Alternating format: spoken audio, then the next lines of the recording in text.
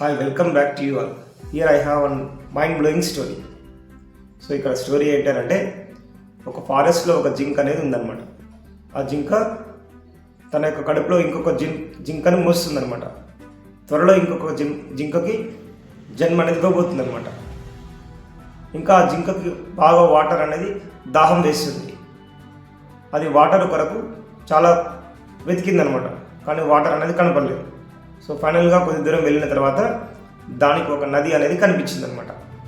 ఆ నదిలో వాటర్ని తీసుకొని తన యొక్క బిడ్డకి జన్మనివ్వాలని ఆ జింక భావించిందనమాట. ఆ నది దగ్గరికి వెళ్ళి చూస్తున్నప్పుడు అక్కడ ఆ నదిలో వాటర్ని తీసుకునేటువంటి ప్రయత్నంలోనే అది లెఫ్ట్ సైడ్ చూసిందనమాట. లెఫ్ట్ సైడ్ చూడగానే ఆ లెఫ్ట్ సైడ్లో ఒక వేటగాడు బాణం అనేది పెట్టి ఆ జింకను వేటాడుతున్నాడు. రైట్ సైడ్ చూసింది. రైట్ సైడ్ చూసినప్పుడు రైట్ సైడ్ ఒక సింహం అనేది ఉంది అనమాట. ఆ సింహం కూడా ఆ జింక వైపే చూస్తుంది అనమాట. నెక్స్ట్ వెనక వైపు చూసింది. వెనక వైపు చూసినప్పుడు ఆ ఫారెస్ట్లో అగ్ని అనేది ప్రమాదం జరిగిందనమాట. ఆ అగ్ని మంటలు అనేవి ముందుకు వ్యాపిస్తున్నాయి అన్నమాట. ముందు చూసింది. ముందు చూసినప్పుడు ఆ ముందు మొత్తం కూడా అక్కడ పెద్ద నది అనేది ప్రవహిస్తుంది అనమాట. సో ఇప్పుడు ఆ జింకకి 4 వైపుల నుంచి కూడా ప్రమాదం అనేది ఉందన్నమాట. 4 వైపుల నుంచి కూడా సమస్యలు అనేవి ఉందన్నమాట. అయితే ఆ జింక భావించింది, అది ఏ పని మీద అయితే వచ్చిందో ఆ పనిని కంప్లీట్ చేయాలని అనుకుందనమాట. అంటే అది నదిలో వాటర్ని తీసుకోవాలనుకుంది. వాటర్ని తీసుకుంది. తన యొక్క బిడ్డకు జన్మనివ్వాలనుకుంది. తన యొక్క బిడ్డకు జన్మనివ్వబోతుందన్నమాట. జన్మనిచ్చిందనమాట.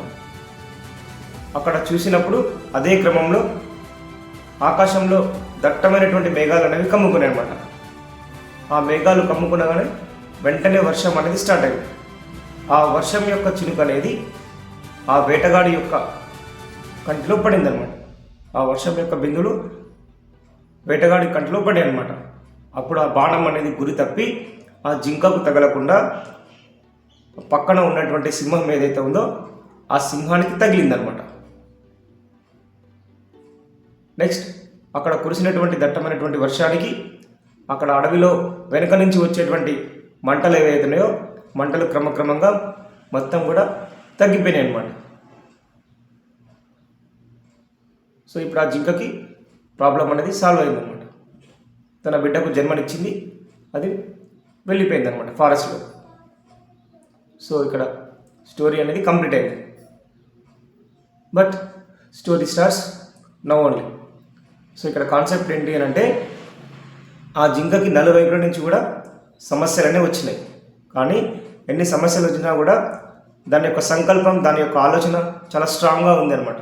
ఏంటి అని అంటే దాని యొక్క సంకల్పం ఏంటి? అది వాటర్ని తీసుకొని తన యొక్క బిడ్డకు జన్మనివ్వాలని అనుకున్నట్లుగానే తన బిడ్డకు జన్మ అనేది ఇచ్చిందనమాట. సో మన లైఫ్లో కూడా, మన జీవితంలో కూడా కొన్నిసార్లు 4 వైపుల నుంచి కూడా మనకు సమస్యలు అనేవి వస్తాయి. అలాంటి సమస్యలు అనేవి వచ్చినప్పుడు జస్ట్ మనం శాంతితో ఆలోచించాలి. మనం ఏ పని అయితే చేస్తున్నామో ఆ పని మీద మాత్రమే మనం ఫోకస్ అనేది చేయాలి.